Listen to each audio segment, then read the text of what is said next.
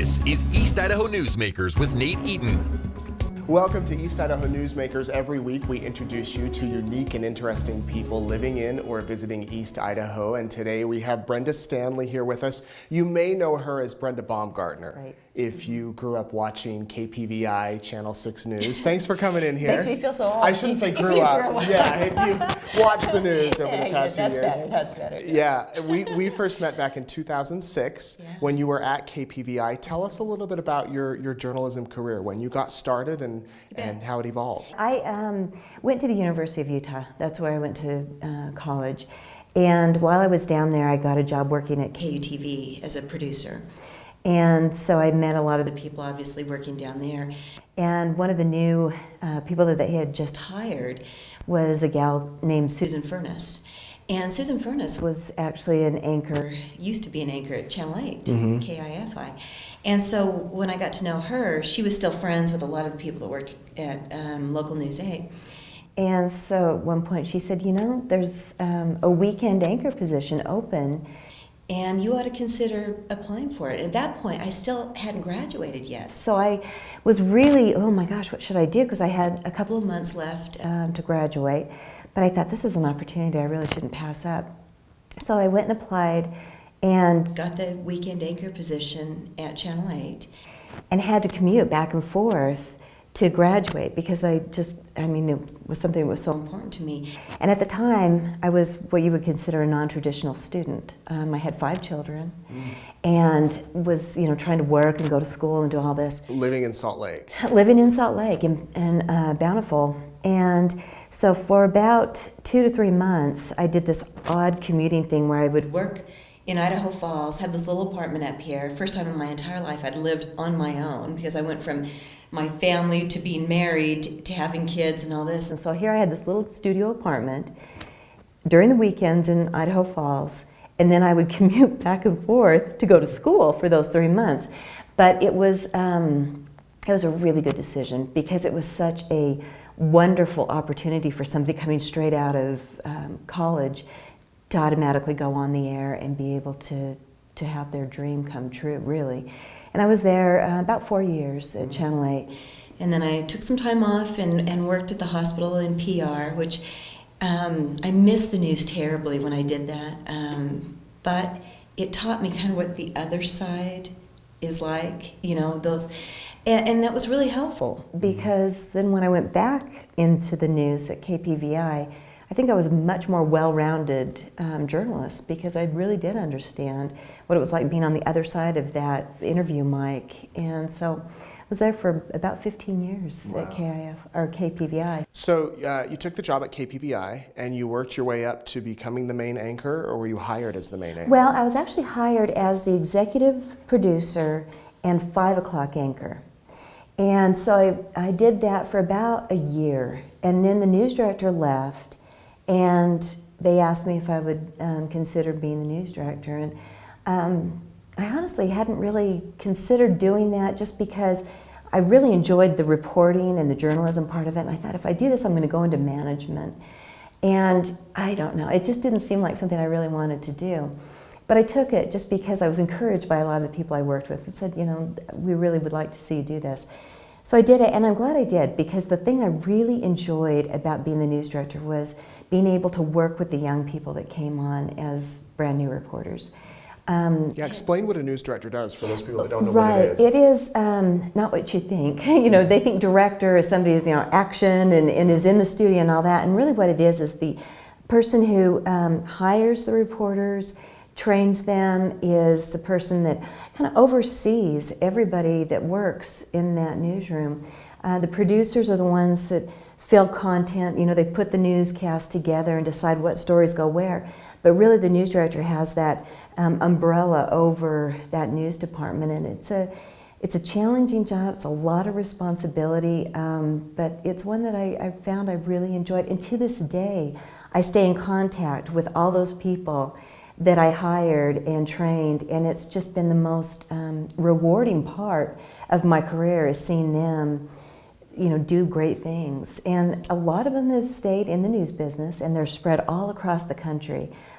And some of them have not. They've gone in different directions and done different things, but all of them I'm just so proud of. It's like my little, I'm this mother hen with my little chickens, and I just really, really enjoy that part of it. The Idaho Falls Pocatello market is kind of a starter market for young reporters. Yes. You start here and then you generally bounce around the country, and either you stay in news or you get out. Right. You covered a lot of stories over your course of your journalism career.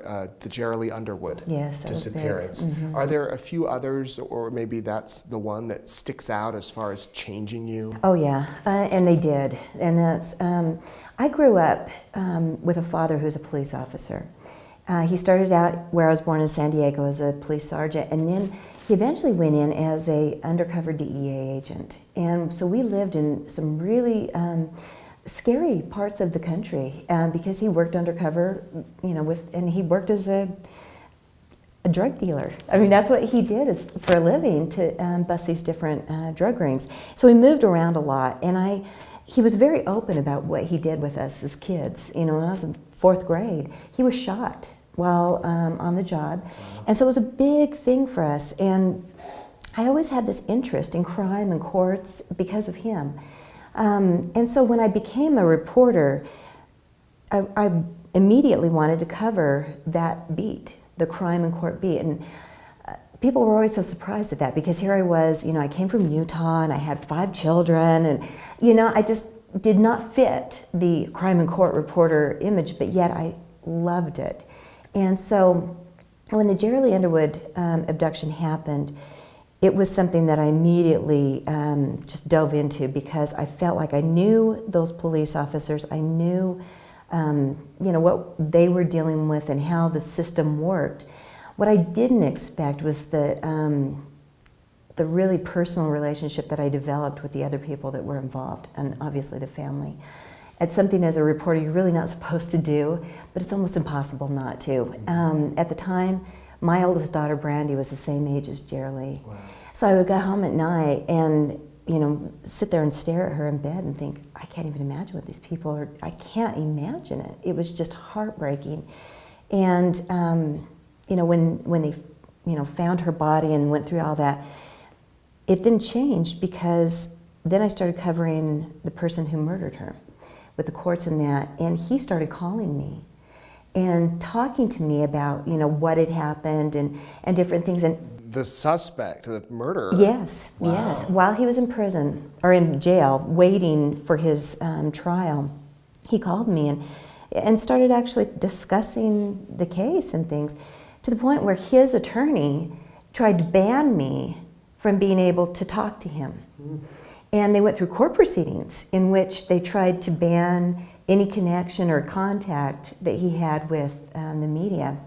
Well, at one point, when I figured out what door he was coming through to get into the courthouse, they had this underground tunnel at the Bannock County Courthouse that they would take from the jail into the court, when the jail was right there.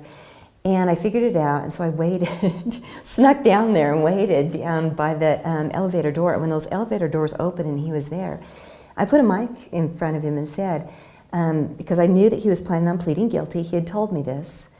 And I said, why are you going to plead guilty? And he said, because I did it, and I killed her. So he admitted to me on camera, and that really changed the course of a lot of the happenings from that point. Anyway, he ended up basically not going through a trial, because he admitted guilt and said, I'm pleading guilty and all this. And then he was, as you know, sentenced to death and was put on death row. And a lot of things happened after that, where he decided that, you know, he didn't want to, you know, tried to say that his attorney didn't work right and all this other, but, you know, he, in this very kind of unsensational situation, he died in jail, just from, you know, just an illness. And I think that it was a good thing, because for the Underwoods, they were able to, you know, say, okay, it's done, it's over. We don't have to go through the entire process of appeals. We don't have to go through the whole, you know, death carried out and all that other. So I was really happy for them, because to this day I'm still very good friends with them. And talk about a scoop to get the actual suspect Yeah. there to confess on camera. That doesn't happen a lot. No, it doesn't. And I look back at that whole situation, and it is really quite amazing, because at that point in my career, I had only been in news, on air for maybe a year and a half. Wow. So yeah, it was a big, big case to have a very young reporter thrown into that. Yeah. And so it was a learning experience. And I think, you know, interestingly, right during that time is when Stephanie Crane came out missing. And I think that that case has really stuck with me because to this day, there is absolutely no sign of her. I mean, there wasn't a backpack that was left somewhere. There wasn't any type of evidence as to what happened to this young girl. She was 9 years old and it just vanished. And so I've thought about that so often, especially because my husband and I own property up in Chalice. We have a ranch up there. And so every time I've driven up into that area, I think about her. I started thinking, what would happen if all of a sudden she appeared? You know, she came back as this adult and had some story as, you know, what had happened and all this. And that is what propelled me to write my most recent novel, which is called The Color of Snow.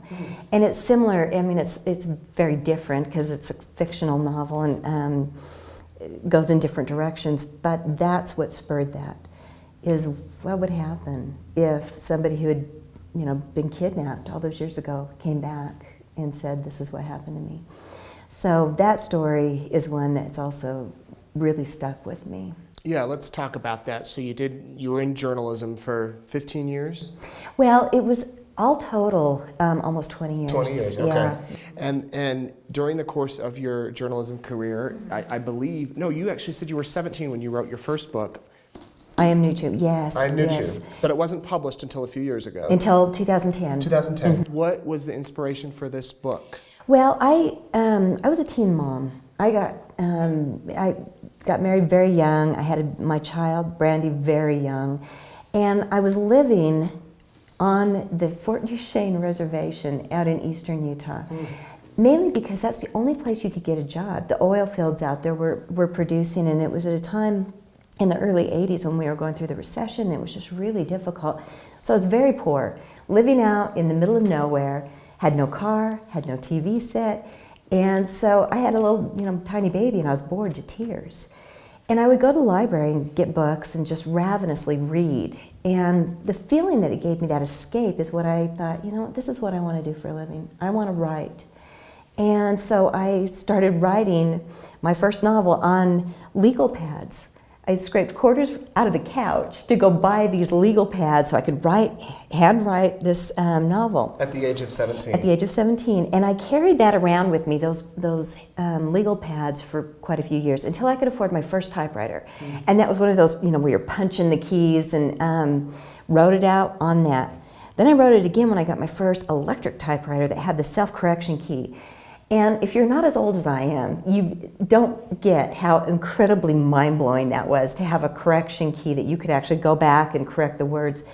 And then to get a computer was even more amazing. So anyway, this book has been written literally like 4 or 5 times. Yeah. And it is based on the reservation there in Fort Duchesne.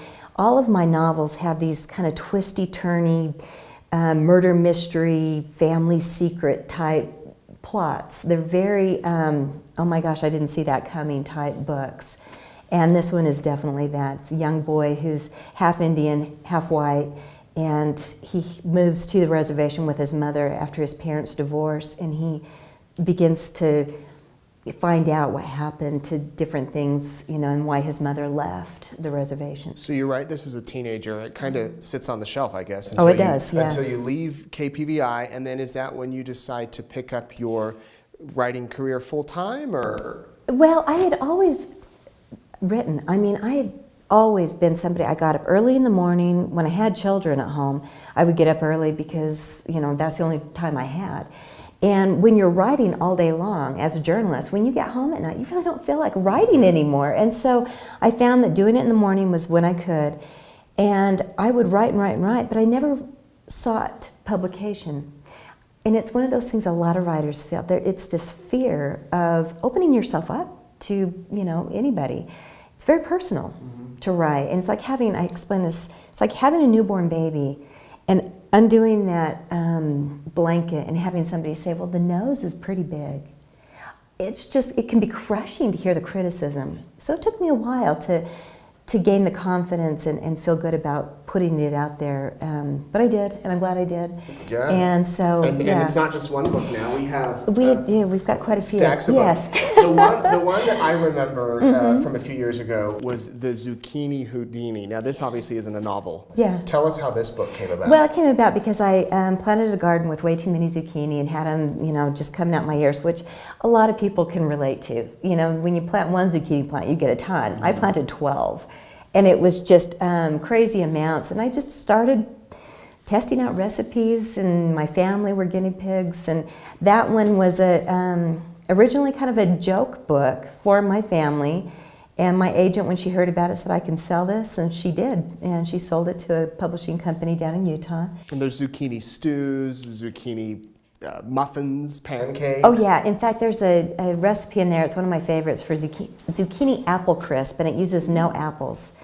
It's just zucchini, and I serve it and people But it tastes like apples. Absolutely. They cannot tell a difference. Wow. And so it's a fun book. It's been one that people get because they've got a lot of zucchini, but also because they like to give it as a book for people when they have weddings or something like that. It's kind of fun. Oh yeah, it's a great one. Yeah. And that one spurred the Everyday Vegetarian. Now, actually, the company came to me and said, we'd like you to write another cookbook. Oh, really? Okay. And how do you feel about writing a slow cooker cookbook? And I said, I'd love to, because I've got this big family. I love my slow cooker. And so I put That's a Lot of Crock, which obviously titles are big. Yeah, it's a good title. It's a great title, and it's sold really well. The salt crock pot recipes. It is. And so that one did real well, and then a little bit later they came to me and said, do you have any ideas for any others? And at the time, I had just finished treatment for breast cancer. Mm-hmm. And so it was one of those where once you've had cancer, your main thought for a long time is, how do I not get this again? Mm-hmm. The whole thing of it recurring and all that. And so I became vegetarian, hoping that, that would be a healthy, better way to live. And so that's when I wrote The Everyday Vegetarian. And I try to stick to it. I'm not the vegetarian Nazi. I don't, but I do love the recipes, and I do think that it's a great way to try to be, if you can. So you've got the three cookbooks, which have done fairly well, which Yes. you can pick up at a local bookstore, I imagine, Deseret Book, and online Barnes as and well. Noble Barnes too. and Noble. Yeah. We've got the one you talked about earlier, and then we have some other. You mentioned The Color of Snow, kind of based on the Stephanie Crane. Yes. It's the only novel I've written so far, published novel, that is based in eastern Idaho. It's based in the Arbon Valley area, Pocatello, Malad, that area there. Okay, and we have Like Ravens in Winter. Tell us about that one. That one I wrote when I was working as a producer for ABC News out in Washington, D.C. during the 1991 Gulf War. And it's I've got family in Pennsylvania that I went out to visit and got a real culture shock. And so it's, again, one of those very family, secret, twisty-turny. My mother just says, people are going to think that we are the craziest family around because of the, and I have a very normal, nice family, but I love writing stories about those family dark secrets and that. It's because that's the type of thing I like to read. And I think you kind of write what you like to read. Yeah. Mm-hmm. And your latest one, The Dinner Belle. Yes. Your favorite recipes, comfort foods. Yeah, I started writing a column for the Idaho State Journal and for Deseret News about 5 years ago. And it's all just simple recipes. I don't do anything that's complex. I had 5 children. I had 2 sets of twins that were born 20 months apart. So I had 4 kids under the age of 2 at one point. I could not do anything that was complex. I had to have it easy, simple, because I didn't have time. But we never ate out. We always had dinner as a family at the table, and I thought that was really important. So that's how my recipes are. They're super simple. A lot of them are 3-4 ingredient recipes. Mm-hmm. And when I meet people on the street, they love the column, and they always say, when's the cookbook coming out? So I put the first 2 years of recipes into this cookbook, and I'm working on volume 2. Yeah, this Not is volume sure 1. when I'll get that out. You mentioned before off air that you get more comments about your column in the cooking and the food than when you anchored the news for 15 years. Yeah, you'd walk the streets and people would say, hey, I love your column, or I love that bread recipe. I get that more than I do about any of the stories I did when I was on the news. So people love to cook, and people love food, obviously. You mentioned 5 kids, 2 sets of twins. Yes. And then your oldest, Brandy. During all of this, you're a working mom. Yes. As they're growing up. How did you balance all of that? You know, the question I get asked a lot, especially when people hear about the chaos of the 4 little kids all at once, is how did you do it? And my response is, I didn't have a choice. You just do it. And I look back now and I think, I tried so hard to do everything, to have the house spotless and have the kids, in sports and music and everything else and working. And I tell my friends and also my daughters that have kids now, relax. You've got all the time in the world when your kids are gone. Trust me, it goes by like that. And have fun with them now, enjoy them now. The dishes will get done eventually. In 5, 10 years from now, you're not gonna look back and say, wow, I had a really clean house. You're gonna look back at those experiences and those memories that you made with those children. And so now my daughters are having babies, and now that I'm not working, I can go up and spend time and help them. And at one point, I took care of Brandy's kids for several months while she was going back to work and it was my first time I was ever a stay-at-home mom. And I'll tell you, I loved it. I was like Hazel, and if you got to be older to remember that show, but I was cooking the dinners and cleaning the house and folding the clothes, and I just had such a ball. And it wasn't until this point in my life that I was able to enjoy that, which is, something I tell people now. Just enjoy those little things and those kids, because, the other stuff, they can wait. Then you got to love being a grandma. Oh, it's the best part of life. Yeah. Best part of life. It's just so much fun. My oldest granddaughter is 9 years old. She'll be 10. And then I've got 7 total. And, it is so much fun to have that relationship. And the best part about it is seeing your children be incredible parents. And that's what really just makes me feel so good. They married wonderful people, and they've created these families that are just something I'm so proud of.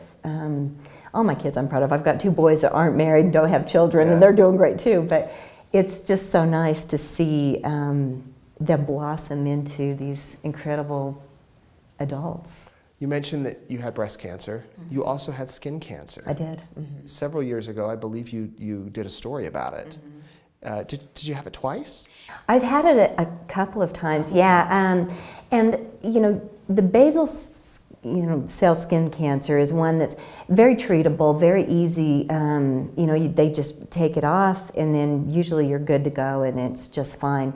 And I've had a number of those, and so that's something I'm constantly going in and getting checked just to make sure. But I had a form of skin cancer called squamous cell carcinoma. And that one's a bit scarier. It's one that can cause a lot of problems if it's not taken care of. And so I had it was on my hand, and I've got a big divot there where they had to really dig this out. And then they started finding some spots on my face, which were very worrisome because, your hand, you can have a big scar, which isn't a big deal, but you don't want to have, half your nose removed or something, because that's really what you would have to do if it became serious. So with that, what they did was a type of chemotherapy that is a topical, and it's literally, you're putting this chemotherapy cream on you, and it reacts. And so I was on the air at that time, and I had to take some time off because it reacted so badly that my skin was completely red. My face was so swollen that you couldn't see the bridge of my nose. Wow. It was just really painful and really scary, but what was great about that is that we've got that available. That's one thing that I've learned, having those health scares, is that we're so lucky that we've got the science and the technology that we've got to be able to treat those and take care of things so that you're not constantly having to worry about it. And I guess that was from tanning or being in the sun. I believe so. You know, I'm from San Diego. That's where I was born. I obviously have very fair skin, and I was, you know, I grew up in that era where we really didn't understand how dangerous skin cancer was. And so I would be out, you know, on the top of my parents' station wagon with baby oil all over me, you know, thinking that, you know, I was going to get a tan, and what happened is I would blister to the point, you know, with sunburn and all that. But then eventually it would turn to a tan, so you always thought that, you know, had to have that layer of burn first. And, you know, what I've learned is that the majority of skin cancer is the sun exposure that you have before you're the age of 18. I mean, that's why as parents, as grandparents, it is so important that we just lather those kids up with sunscreen, because that is the most damaging time, is up until they're 18. And then I think after that we realize that, you know, having a sunburn is not fun. It hurts. And so we start putting sunscreen on later. And to this day, it's just something that I do religiously. And then you're diagnosed with breast cancer. Was that pretty serious? You know, I was so lucky because I actually caught it. I felt the lump and immediately went in. We, you know, had the mammogram, had the surgery, you know, found it very quickly. I went through the surgery, which was, you know, no surgery is fun, but it wasn't, I mean, that big of a deal. And then I went through 6 weeks of daily radiation treatments where you go in and, you know, people ask, do you have any tattoos? Well, I do, I've got 4. And they're the tattoos that you have to line you up for this radiation thing. So anyway, they're dots. They're not anything real thrilling, but it's something that it really opened my eyes as to how prevalent this disease is, because it wasn't in my family. And the majority of people who get breast cancer, it isn't in their family. If you have it and have a history of it, then you're more likely to get it. But a lot of women, and 1 out of 8 women will have skin cancer or have breast cancer in their life. 1 in 8. And I used to, you know, when I worked at the hospital and did the PR, I would, you know, help arrange these stories about, you know, all this. And when you hear 1 in 8, you think, oh, yeah, okay, but it's not going to be me because I don't have a history of it. Well, it happens, and it really does. It opens your eyes. I call cancer a prioritizer, because it really makes you sit back and say, okay, what's important in my life? And that's why right now, I mean, I don't work anymore. My husband and I cut the cord early and said, we're gonna enjoy life and retire early. I hate the word retire because that's not what I've done. I didn't pack it in and decide I'm just not, you know, You're staying busy. Stay very busy, but we're doing the things that are important to us, and that's being around friends and family and having those hobbies and things that we enjoy. So what's next for Brenda Stanley? Well, I've got a new book that's going to be coming out, a new novel, I think by the end of summer, that I'm very excited about. And it's also based in eastern Idaho. It's based in the Preston area, and it's an 1890s. So it's a historical novel, again with a bunch of twists and stuff, and it's really fun. That's next. A lot of writing. I just love it. I love writing. It's something that is just what I do, and so I'm hoping that I'll always be able to do that. And again, just grandkids and family and whatever comes my way. Great. Well, it's been so fun talking with you. Thank you. You've had an accomplished life as a journalist and a writer and a mother and a cancer survivor and so many more things. We are glad you are in East Idaho. This is Brenda Stanley. You can purchase all of her books. They're available at local bookstores as well as online. She also has a website, and I'm sure you can find her on Facebook. This has been another edition of East Idaho Newsmakers. We'll see you next week.